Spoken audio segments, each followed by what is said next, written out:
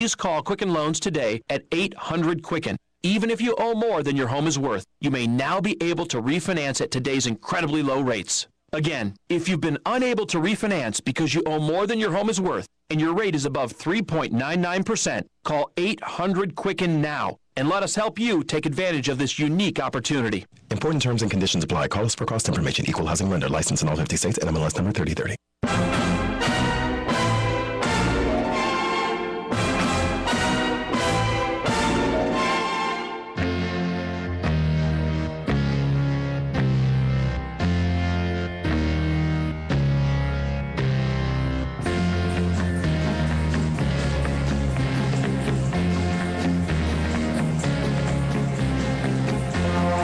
Welcome back, everybody. It is the PM Show with Larry and Nancy Manetti. And on the line right now, fans, we do have the legendary George Lazenby. Hey, George, how's it going, buddy?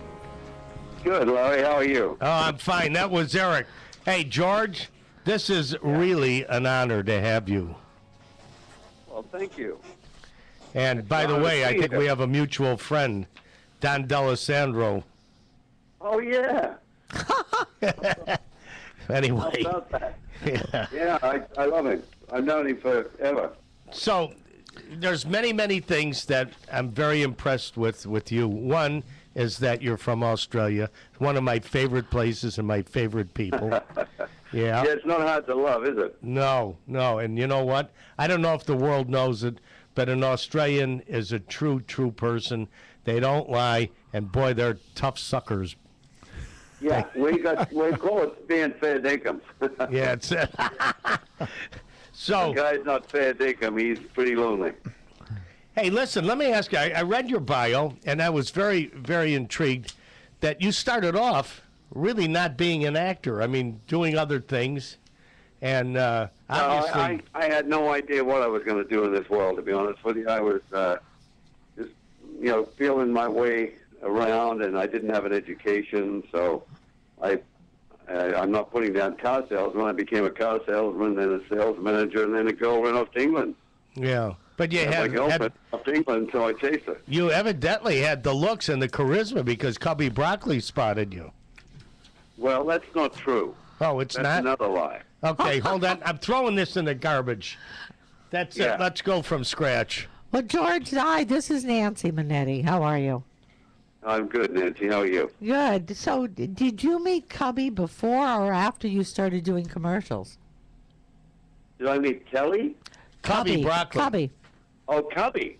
No, Cubby was completely in the dark about me. In fact, he tried to get rid of me when I showed up for the interview. Oh, no. Boy. He was against me because he thought I was a clothes peg, meaning a male model. Really? He said, "Get that clothes peg out of here. We don't want." He's a male model. We'll be the laughing stock of the industry.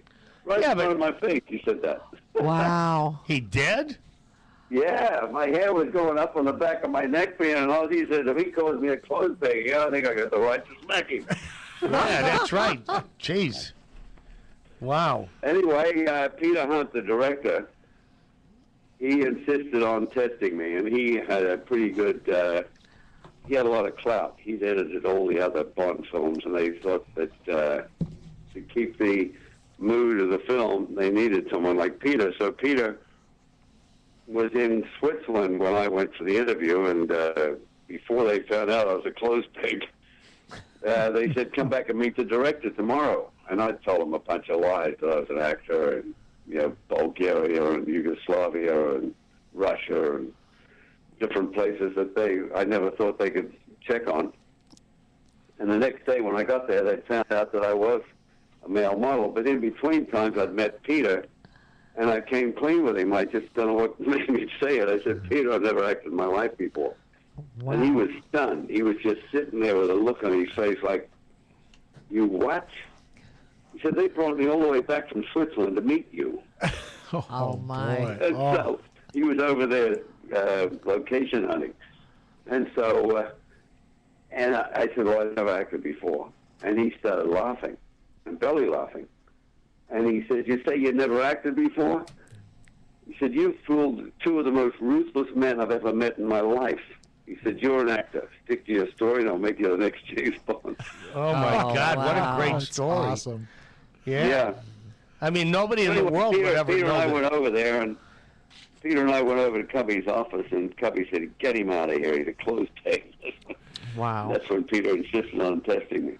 Did you, But only at his house. did you maintain a relationship with Peter after the filming? No, I fell out with Peter during the filming. Oh, wow. But, with a very weird incident that happened. There was a lot of Peter's friends walking around. Yeah, Peter was homosexual. Oh. And he took about 3 or 4 of his buddies over to the shoot. And they were wandering around getting in the way of the crew. And I had no idea what I was doing. And the guy handed me a microphone and said, he had a loud hailer, and said, "Just yell out, clear the set. No one, whoever's not wanted here," because they weren't able to do it. I didn't know what I was doing. So I said, "Okay, clear the set. Anyone who's not needed here." And then Peter came on the set saying, "You got my friends thrown off the set. You got the right to do that. Don't forget who got you this job," and blah, blah, blah. And he never spoke to me again. Oh, wow. my. Yeah. Sounds like a misunderstanding gone bad. Yeah. Yeah. Well, And, how did you handle Cubby Broccoli after calling you a clothes peg? Funny things happen with Cubby. Cubby could never read me. It was like I was staring at his watch one day that Dana just gave him for his birthday. And I sort of, what an obnoxious-looking watch. And then he said to me, "Do you like that?" What could I say? I said, "Yeah." He said, "I'll get you one when we go to Switzerland." Oh, man. Wow. Oh, boy. It was just, we were crossing wires all over the place. Oh, it's But amazing. meanwhile, Harry and I got along. Harry Saltzman, and he was the guy who started the Bond thing. I mean, without Harry, it would never have gotten going. Yeah, I heard the he guy- was the brains. Yeah, he was the brains behind it and the filmmaker. I mean, he was the artist, producer. Type So- thing that had the ideas. And, Aside from all of this, I mean, did you have just a real exciting time? Did you have to pinch yourself, or didn't you realize at the time that you were playing James Bond? it was, I was on an up-and-up swing. You had to have a lot of confidence to go for the part. I'd come from being a car salesman at Mercedes-Benz in Park Lane to the top model in London. I changed the wages of the models, everything. I just refused to work for less than the women were getting. Mm-hmm.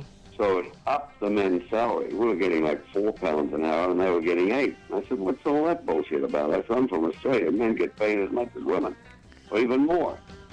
And I said to the agent, I said, "I want the same as the women." And so they had to up all the men's salaries in London. Good for you. Oh, And wow. that's- George, hang in there. George Lazenby's on the line. We want to talk more with George. He's got an upcoming event, the Hollywood Show, coming up January 12th and 13th. We're going to find out all about it from George when we come back right after these messages. Don't go away, George.